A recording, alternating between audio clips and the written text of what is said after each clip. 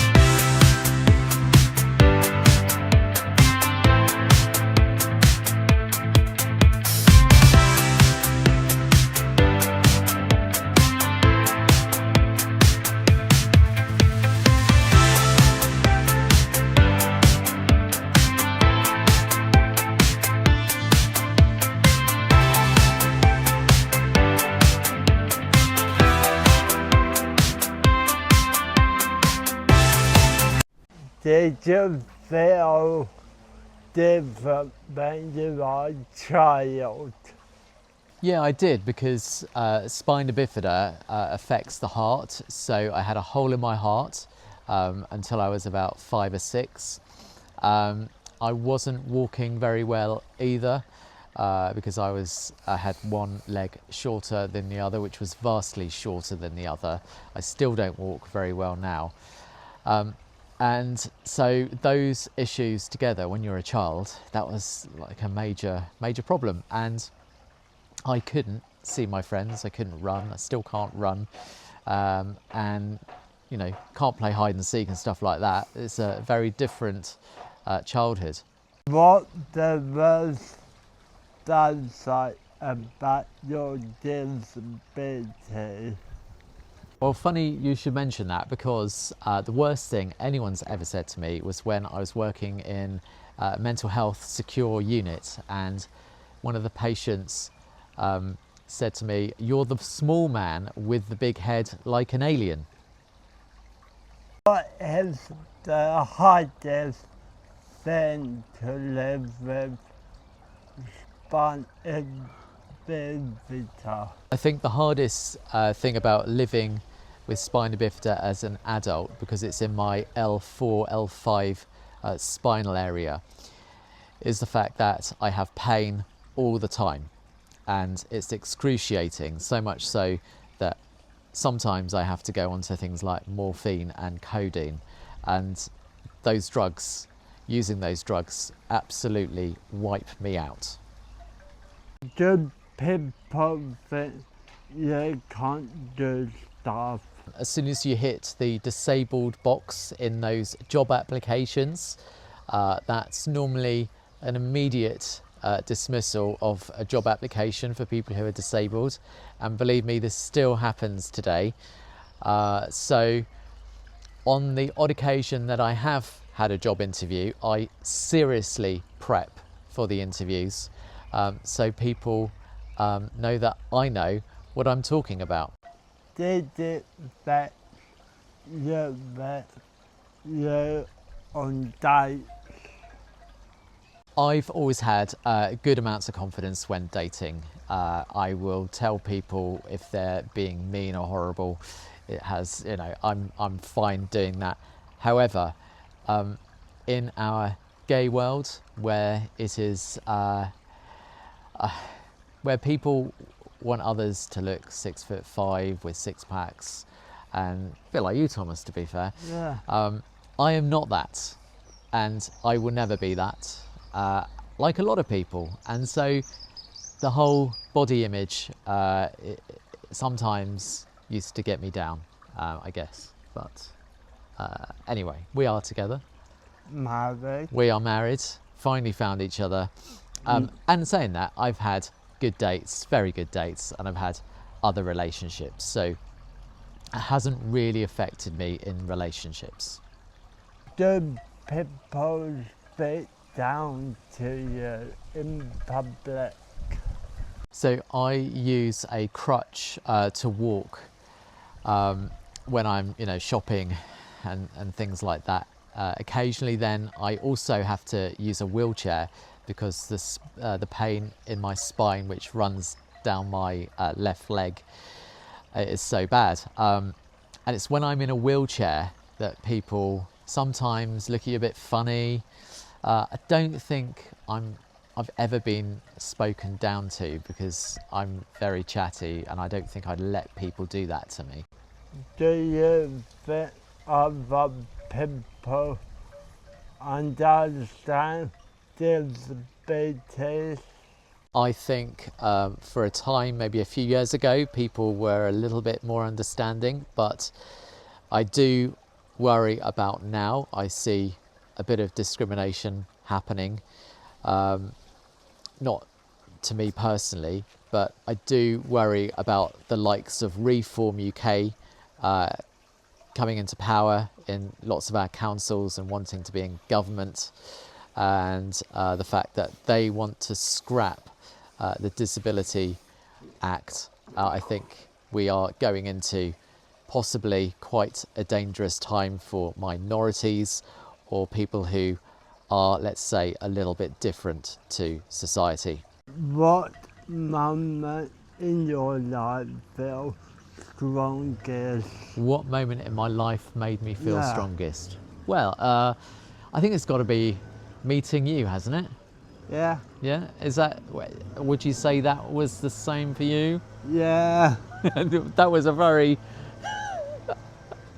Can you just say that with a bit more gusto, please? I love to see you. Seriously, though, I was single for a few years before meeting Thomas, and it's pretty lonely when you're a person that likes to be together. So it was definitely meeting Thomas.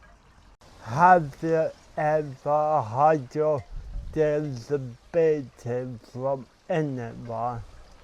I think it's a bit difficult to do that, really, for both of us, actually. I sometimes hide the pain that I'm in at places like work, but to be honest, I'm a bit of a moaner, a bit of a hypochondriac, and so Thomas, do you agree with this?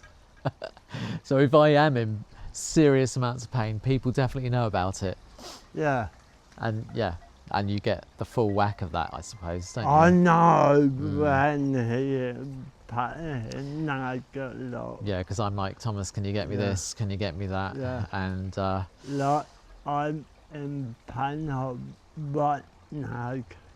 I'm a nag, yeah, I am a nag. Yeah. Yeah, and go on about it like every 30 minutes or so. Not every 10 minutes.